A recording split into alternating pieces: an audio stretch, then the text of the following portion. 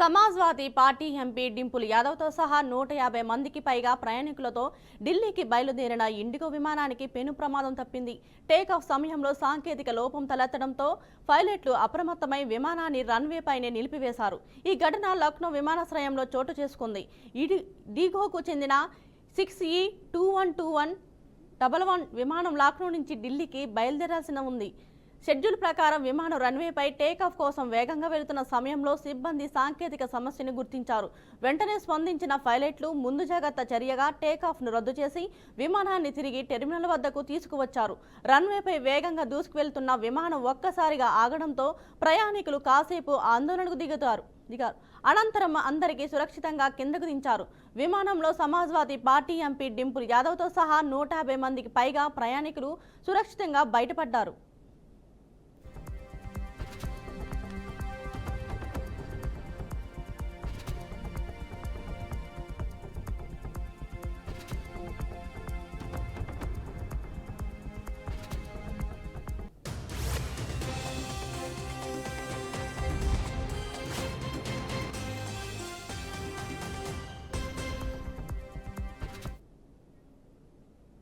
హిందీని కేవలం సంభాషణలకు, అధికారిక కార్యకలాపాలకు మాత్రమే పరిమితం చేయకూడదని కేంద్ర హోంమంత్రి అమిత్ షా అన్నారు. సైన్స్, టెక్నాలజీ, న్యాయం, పోలీసు యంత్రాంగం వంటి కీలక రంగాలకు కూడా దానిని మూలస్తంభంగా మార్చాలని స్పష్టం చేశారు. హిందీ ఇతర భారతీయ భాషలకు పోటీ కాదని, వాటన్నిటికీ ఒక నేస్తం మాత్రమేనని ఆయన చెప్పారు. అన్ని పనులు భారతీయ భాషలో జరిగినప్పుడు ప్రజలతో మన బంధం దానంతటాదే బలపడుతుంది అని అభిప్రాయపడ్డారు. ఈ సందర్భంగా ఆయన అన్ని రాష్ట్రాల ముఖ్యమంత్రులకు ఒక ప్రత్యేక పిలుపునిచ్చారు. తమ మాతృభాషలోనే కేంద్ర హోంమంత్రిత్వ శాఖకు లేఖలు రాయాలని, ఆ లేఖలకు తాను కూడా వారి భాషలోనే సమాధానం ఇస్తానని హామీ ఇచ్చారు. हमने शब्द सिंधु भी बनाया है। 51,000 शब्दों से शुरू हुआ था, अब ये 7 लाख शब्दों को पार हो गया है और मैं आपको विश्वास दिलाता हूं 2029 तक ये दुनिया की सभी भाषाओं में हिंदी शब्द सिंधु इस सबसे बड़ा शब्दकोश बन जाएगा, इसमें कोई शंका रखने की जरूरत नहीं। और इस शब्दकोश के माध्यम से हमने हिंदी को लचीली बनाना भी शुरू किया है। हिंदी के कई विद्वानों का आग्रह है कि वो ही संस्कृत प्रचुर हिंदी रहे, इससे कोई आपत्ति नहीं है, मगर जो खालीपन है, जो जगह है, वो हमें भारतीय भाषाओं से भरनी होगी, तभी हिंदी सभी भारतीय भाषाओं को अपनी लगेगी, सब भारत के सभी लोगों को अपनी लगेगी। और हिंदी को बोलचाल की भाषा तभी बना सकते हैं जब हिंदी लचीली बने। अगर रेलवे स्टेशन को मैं अग्नि रथ विराम स्थान कहता हूं तो किसी की समझ में नहीं आएगा। कोई बात नहीं भाई, हिंदी का दिल बड़ा है, हमारा दिल भी बड़ा है, भारतीयों का दिल बड़ा है। शब्द सिंधु में रेलवे स्टेशन शब्द को हम स्वीकार कर ले और आगे बढ़ जाए। इस प्रकार के कई परिवर्तन समय के साथ करने पड़ते, समय के साथ जो बदलते नहीं है वो इतिहास बन जाते हैं। और मैं मानता हूं हमारी भाषा इतिहास नहीं बनेगी, हमारी भाषा इतिहास है ही।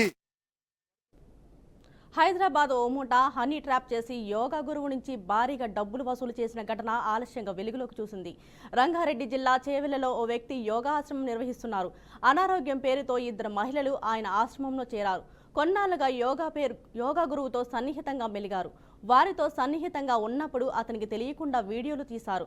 ఆ తర్వాత అమర్ అనే వ్యక్తి మహిళలతో సన్నిహితంగా ఉన్నప్పటి వీడియోలు చూపించి యోగా గురువును బ్లాక్మెయిల్ చేయడం మొదలుపెట్టాడు. మొదటిగా 50 లక్షలు వసూలు చేసిన అమర్ ముఠా మంతటితో ఆగకుండా మరో 2 కోట్ల ఇవ్వాలని బెదిరింపులకు దిగాడు. దీంతో బాధితుడు చేవెళ్ల పోలీసులను ఆశ్రయించడంతో అమర్ ముఠాను పోలీసులు అదుపులోకి తీసుకుని విచారిస్తున్నారు.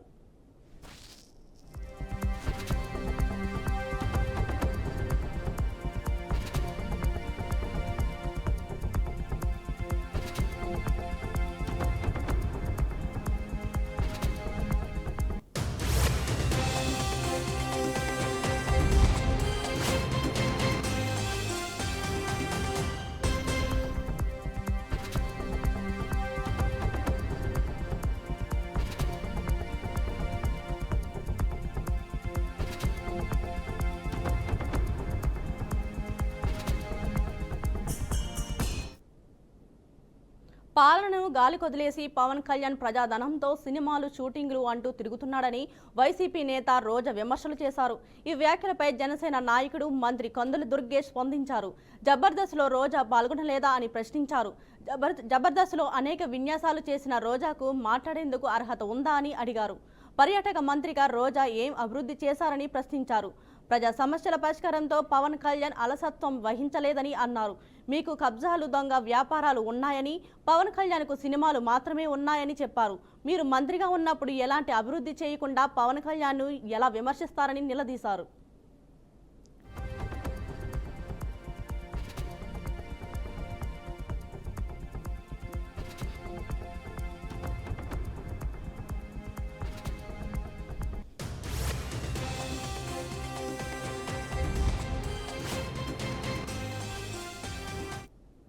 గారికి అలా మాట్లాడేటువంటి అర్హత ఉందా? ఆవిడ ఎమ్మెల్యేగా ఉన్నప్పుడు, మంత్రిగా ఉన్నప్పుడు కూడా ఆవిడ చేసింది ఏంటి? జబర్దస్త్లో మీరు పార్టిసిపేట్ చేయలేదా? జబర్దస్త్ కార్యక్రమాల్లో నిరంతరం మీరు మొన్నటి వరకు ఉన్నారు కదా. జబర్దస్త్ కార్యక్రమాల్లో పార్టిసిపేట్ చేసి మీరు అక్కడ రకరకాల విన్యాసాలు చేసి ఇవాళ మీరు మాట్లాడడానికి మీరు అర్హులా? మీరు ఒకటే చెప్పండి, మీరు పర్యాటక మంత్రిగా, అమ్మా రోజా గారు ఈ సమాధానం చెప్పండి, పర్యాటక మంత్రిగా ఎక్కడైనా సరే రాష్ట్రం మొత్తం మీద కొత్తగా ఒక ప్రాజెక్ట్ తీసుకొచ్చారా? కొత్తగా కేంద్ర ప్రభుత్వం నుంచి చేయగలిగారా? రాష్ట్ర ప్రభుత్వం ఏదైనా చేయించగలిగిందా? ఒక్కటి కూడా చేయలేదు. ఆయనకి వేరే వ్యాపకం లేదు. మీకు కబ్జాలు ఉన్నాయి, మీకు వ్యాపారాలు ఉన్నాయి, మీకు దొంగ వ్యాపారాలు ఉన్నాయి. ఆయనకి ఏ రకమైనటువంటి వ్యాపారం లేదు. ఆయన సినిమాల ద్వారా వచ్చే 4 రూపాయలతో కుటుంబ పోషణ, ఆ వచ్చిన డబ్బును కూడా ఆయన ప్రజలకే ఖర్చు పెట్టేసేటువంటి పరిస్థితి. ఆయన ఒక పక్కన కొద్దిపాటి సమయాన్ని సినిమాలకు వెచ్చిస్తూ 90% సమయాన్ని ప్రజా సమస్యల పరిష్కారానికే చేస్తూ ఉన్నారు. మంత్రి అయినప్పుడు, ఉప ముఖ్యమంత్రి అయినప్పుడు సహజంగా ఎక్కడికైనా వెళ్ళాల్సింటే విమానాల్లో వెళ్తారు, అది సహజం. అది దాన్ని మీరు ఆక్షేపించడానికి మీకు అర్హత లేదు.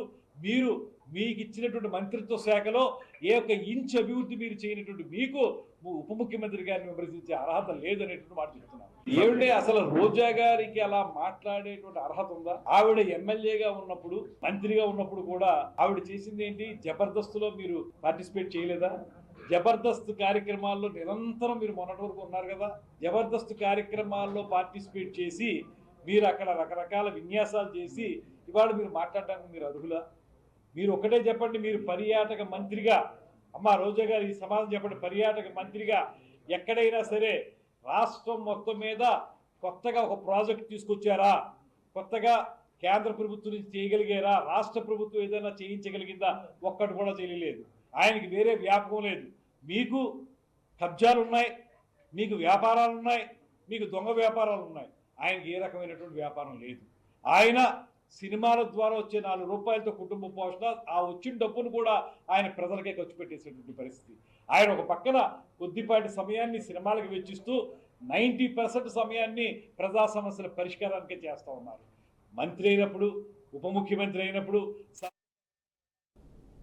ఎమ్మెల్యే కోమిటిరెడ్డి రాజగోపాల్ రెడ్డిపై మాకు ఎలాంటి ఫిర్యాదు రాలేదని పీసీసీ క్రమశిక్షణ కమిటీ చైర్మన్ మల్లు రవి అన్నారు. ఇవాళ గాంధీ భవన్లో మల్లు రవి నేతృత్వంలో పీసీసీ క్రమశిక్షణ కమిటీ భేటీ జరిగింది. నేతల మధ్య విభేదాలు, పెండింగ్లో ఉన్న ఫిర్యాదులపై చర్చించారు. అనంతరం మల్లు రవి సమావేశం నిర్వహించి కోమిటిరెడ్డిపై మాకు ఎలాంటి ఫిర్యాదు రాలేదు కాబట్టి అతని విషయంలో చర్చ జరగలేదన్నారు. తమకు ఫిర్యాదు రావాలని లేదా పీసీసీ చీఫ్ అయినా చెప్పాలన్నారు. నేతల మధ్య విభేదాలపై స్పందిస్తూ స్థానిక ఎన్నికలు వస్తున్నాయని అందరూ సమన్వయం పాటించాలన్నారు. ఏదైనా ఇబ్బందులు ఉంటే మాకు పీసీసీకి ఫిర్యాదు చేయాలని మల్లు రవి సూచించారు. కంప్లైంట్ చేయటం జరిగింది. ఆ కంప్లైంట్ మీద ఈరోజు గజ్వేల్ నర్సారెడ్డి గారిని గాంధీ భవన్కు పిలిచి వారికి షోకాజ్ నోటీస్ ఇచ్చి వారం రోజుల్లో దాని మీద రిప్లై ఇవ్వాలని కోరటం జరిగింది. ఆ రిప్లై ఇచ్చిన తర్వాత కంప్లైంట్ ఇచ్చిన వాళ్ళని కూడా పిలిచి తర్వాత వీరిని కూడా పిలిచి ఏ రకమైన చర్యలు తీసుకోవాలో నిర్ణయం చేయటం జరుగుతుంది. అదే రకంగా నిన్న మొన్న పిసిసి అధ్యక్షుడు గారు మా శ్యామ్మోహన్ వైస్ చైర్మన్ గారిని పిలిచి అక్కడ సిద్దిపేటలో పోటీ చేసినటువంటి అభ్యర్థి పూజల హరికృష్ణ గారి మీద ఒక కంప్లైంట్ పిసిసి అధ్యక్షుడి దగ్గరికి వచ్చింది. దాన్ని మన శ్యామ్ గారికి ఇచ్చి డిసిప్లినరీ కమిటీలో మాట్లాడాలని చెప్పారు. దానికి కూడా షోకాజ్ నోటీస్ పంపించి వారి ఎక్స్ప్లెనేషన్ వారం 10 రోజుల్లో తీసుకుని దాని రిప్లై వచ్చిన తర్వాత దాని మీద కూడా తదుపరి చర్యలు తీసుకోవడం జరుగుతుంది. ఇప్పుడు రాజగోపాల్ రెడ్డి కానీ లేకపోతే మీకు ఇంట్రెస్ట్ ఉన్న వేరే క్యాండిడేట్స్ గురించి కానీ పనిచేసేటటువంటి అవకాశం డిసిప్లినరీ కమిటీకి లేదు. డిసిప్లినరీ కమిటీకి కంప్లైంట్ రావాలా, అక్కడ వ్యక్తుల ద్వారా రావాలా, లేకపోతే పిసిసి అధ్యక్షుల ద్వారా రావాలా. నేను చెప్పింది రాసుకోండి, మీరు అడిగింది కదా. రాలేదు కాబట్టి మేము దాని మీద ఏం మాట్లాడలేదు. ఇప్పుడు చెప్తున్నాను కదా, ఈ సిద్దిపేటకు సంబంధించి కూతుల హరికృష్ణ మీద కంప్లైంట్ వచ్చింది. మన పిసిసి అధ్యక్షుడి దగ్గరికి పిసిసి అధ్యక్షుడు మా వైస్ చైర్మన్ పిలిపించి ఇది కమిటీలో పెట్టి దీని మీద కావలసినటువంటి చర్యలు ఏమున్నాయో తీసుకోండి అని చెప్పారు. ఆ రకంగా చెప్తారు, అది ప్రొసీజర్. అది వచ్చినప్పుడు చేస్తాం. ఎవరు కాంగ్రెస్ పార్టీ మూల సిద్ధాంతాలకు వ్యతిరేకంగా ఎవరు మాట్లాడకూడదు అనేది మా ఆలోచన. డిసిప్లినరీ కమిటీ చైర్మన్గా రాష్ట్రంలో ఉన్నటువంటి కాంగ్రెస్ పార్టీ నాయకులు, అది గ్రామ స్థాయి నాయకులు కానీ, మండల స్థాయి కానీ, జిల్లా స్థాయి కానీ, రాష్ట్ర స్థాయి కానీ అందరూ కూడా సంయమనం పాటించండి. లోకల్ బాడీ ఎలక్షన్లు, పంచాయతీ ఎన్నికలు రాబోతున్నాయి. దీంట్లో కాంగ్రెస్ పార్టీ వాళ్ళంతా కలిసి పోటీ చేయాల్సిన అవసరం ఉంది. నిన్న మొన్న కాంగ్రెస్ పార్టీ ఎగ్జిక్యూటివ్ బాడీలో కాంగ్రెస్ పార్టీని వదిలిపెట్టిపోయిన కాంగ్రెస్ వాళ్ళందరినీ మళ్ళీ కాంగ్రెస్ పార్టీలోకి రావాలని ఒక పిలుపు కూడా ఇచ్చారు.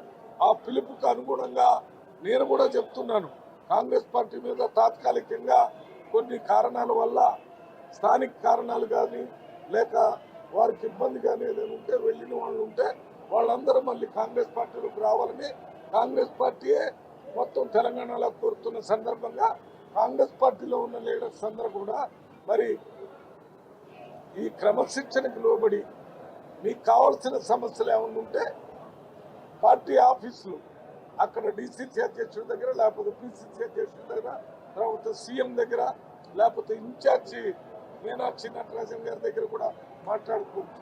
అంతేగాని ఎలక్ట్రానిక్ మీడియా, ప్రింట్ మీడియాకి పోయి మాట్లాడటం వల్ల మీరు ఎవరి మీద అయితే మాట్లాడుతున్నారో వారికి నష్టం జరగాలని మీరు అనుకుంటున్నారు. కానీ వారికి కాదు నష్టం జరిగేది కాంగ్రెస్ పార్టీకి. అందులో భాగంగా ఉన్న మీకు కూడా నష్టం జరిగింది, మాకు కూడా నష్టం జరిగింది. అందువల్ల ఆ రకంగా ఎవరు మాట్లాడొద్దని అందరికీ విజ్ఞప్తి చేస్తున్నారు. కాంగ్రెస్ పార్టీ మీద ముఖ్యంగా సీఎం పైన విమర్శించడం జరిగింది. ఎన్నికల బై ఎలక్షన్ రమ్మంటారు. కేటీఆర్ గారు తాను దొవ్వుకున్న గుంటలో తానే పడ్డారు. ప్రజల దైనందిన జీవితంలోని ప్రతి అంశంలోనూ వస్తు సేవల పన్ను ప్రభావం స్పష్టంగా కనిపిస్తుందని కేంద్ర ఆర్థిక శాఖ మంత్రి నిర్మలా సీతారామన్ అన్నారు. ఆదివారం చెన్నైలో జరిగిన ఒక కార్యక్రమంలో ఆమె మాట్లాడుతూ ఉదయం తాగే టీ నుంచి రాత్రి తినే భోజనం వరకు ప్రతి వస్తువుపై జీఎస్టీ సంస్కరణల సానుకూల ఫలితాలు ప్రజలకు అందుతున్నాయని వివరించారు. ఈ సంస్కరణల వల్ల సామాన్యులకు ఎంతో మేలు జరుగుతోందని ఆమె స్పష్టం చేశారు. గతంలో 12% ఉన్న పన్ను స్లాబుల్లో ఉన్న 99% వస్తువులను ఇప్పుడు 5% పరిధిలోకి తీసుకువచ్చినట్లు నిర్మలా సీతారామన్ తెలిపారు. அதனாலதான் சொல்றோம், இந்த மாதிரி 99% of all the goods in 12% have come to 5. 12%ல இப்ப வரைக்கும் இருந்தது 99%, அதுல 1% தான் 18க்கு போயிருக்கு, மீதி எல்லாம் 5க்கு வந்துருச்சு, குறைஞ்சிருச்சு. ஸோ 12 எடுத்துட்டோம்னா 99% 5 கொண்டு போயிட்டு மீதி 1% 18 கொண்டு எடுத்துட்டு போயிருக்கோம். அதே மாதிரி 28% டாக்ஸ்ல இருந்து எத்தனை ஐட்டம்ஸ் கீழே வந்திருக்குன்றத கூட எடுத்து விளக்கி சொல்றோம். 28 இனிமே இல்ல. 28ல இருந்த சில ஐட்டம்ஸ்க்கு மேல காம்பன்சேஷன் செஸ்ஸும் போட்ட போது அந்த ஐட்டம்ல 53%, 88% வரைக்கும் கூட போயிட்டு இருந்தது. அதை நம்ம சின் குட்ஸ் அப்படின்னு முன்னாடி சொல்லிட்டு இருந்தாங்க, டிமெரிட் குட்ஸ். அது கம்ப்ளீட்டா 40-50 தாண்டி கூட வரி போயிட்டு இருந்தது. వన్యప్రాణుల అక్రమ వేట, మాంసం రవాణా కేసులు పెరుగుతున్న నేపథ్యంలో హైదరాబాద్ టోలీ చౌకీలో తాజాగా మరో ఘటన వెలుగులోకి వచ్చింది. అటవీ శాఖ అధికారులు, టాస్క్ ఫోర్స్ పోలీసులు సంయుక్తంగా నిర్వహించిన సోదాల్లో జింక మాంసం అక్రమంగా నిల్వ ఉంచిన ఘటన బయటపడింది. మార్నివ్ క్లాసిక్ అపార్ట్మెంట్లో నిర్వహించిన తనిఖీల్లో సుమారు 10 కేజీల జింక మాంసం, 3 జింక కొమ్ములు, అలాగే 5 రైఫిళ్ల స్వాధీనం చేసుకున్నారు. ఈ ఘటనలో 2 నిందితులైన సలీం, ఇక్బాల్ను అరెస్టు చేసి వారు వినియోగిస్తున్న కారును పోలీసులు సీజ్ చేశారు. వన్యప్రాణుల సంరక్షణ చట్టానికి విరుద్ధంగా ఈ చర్యలపై కేసు నమోదు చేసి పోలీసులు దర్యాప్తు కొనసాగిస్తున్నారు.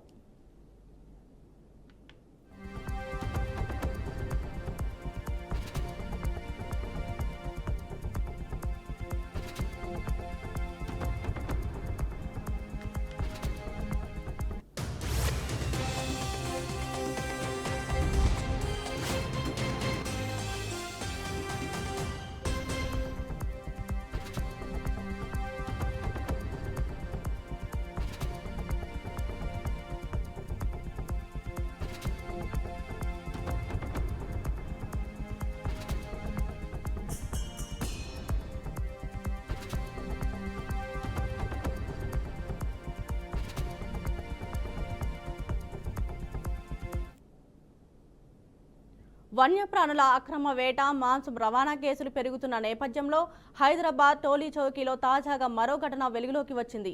అటవీ శాఖ అధికారులు, టాస్క్ ఫోర్స్ పోలీసులు సంయుక్తంగా నిర్వహించిన సోదాల్లో జింక మాంసం అక్రమంగా నిల్వ ఉంచిన ఘటన బయటపడింది. మానివ్ క్లాసిక్ అపార్ట్మెంట్లో నిర్వహించిన తనిఖీల్లో సుమారు 10 కిలోల జింక మాంసం, 3 జింక కొమ్ములు, అలాగే 5 రైఫిళ్లు స్వాధీనం చేసుకున్నారు. ఈ ఘటనలో 2 నిందితులైన సలీం, ఇక్బాల్ను అరెస్టు చేసి వారు వినియోగిస్తున్న కారును పోలీసులు సీజ్ చేశారు. వన్యప్రాణుల సంరక్షణ చట్టానికి విరుద్ధంగా ఈ చర్యలపై కేసు నమోదు చేసి పోలీసులు దర్యాప్తు కొనసాగిస్తున్నారు.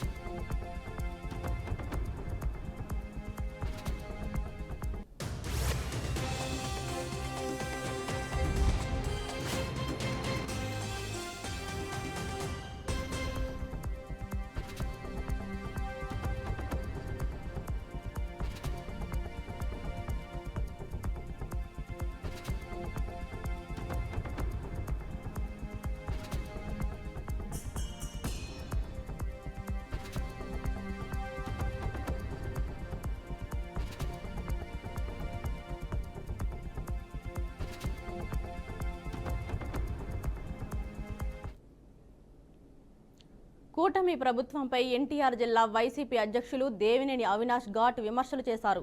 డయేరియా కేసులపై మంత్రులు అవాస్తవాలు చెబుతున్నారని మండిపడ్డారు. బాధితులను తాము కలిశామని చెప్పారు. క్యాంపుల దగ్గర సరైన వైద్యం ఉండడం లేదని ఆగ్రహం వ్యక్తం చేశారు. సొంత డబ్బులతో బయటకు వెళ్లి వైద్యం చేయించుకుంటున్నారంటున్నారు.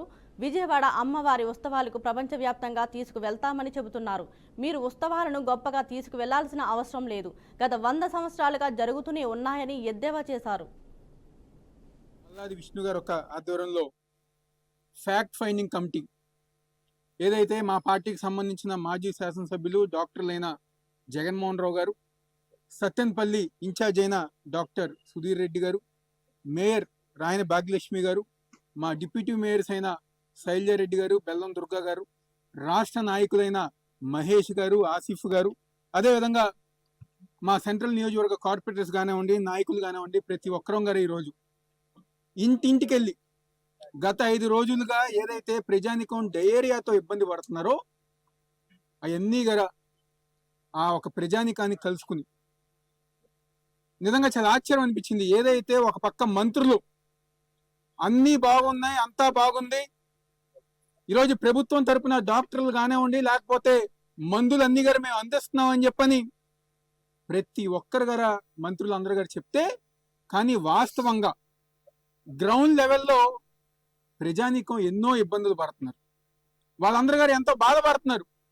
అరే ఇక్కడ క్యాంపు దగ్గరికి వెళ్తే ఏ ఒక్కరి గారు మమ్మల్ని పట్టించుకోలేదు, మేము మళ్ళీ ప్రైవేట్ ఆసుపత్రికి వెళ్ళి 40,000, 50,000, 70,000, 150,000తో మా పిల్లలకి మా అందరి గారు మేము వైద్యం చేపించుకున్నామని చెప్పని ఈరోజు ప్రతి ఒక్కరి గారు ఇబ్బంది పడుతున్నారు. మల్లాది విష్ణు గారు ఒక ఆధ్వర్యంలో ఫ్యాక్ట్ ఫైండింగ్ కమిటీ ఏదైతే మా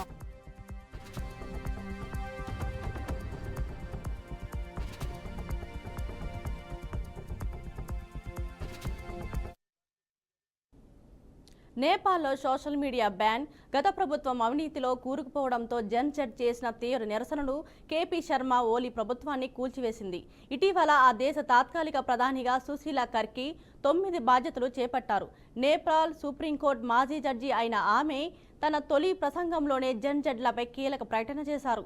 వారి నిరసనల్లో ప్రాణాలు కోల్పోయిన వారిని అధికారికంగా అమరులుగా ప్రకటిస్తామని తెలిపారు.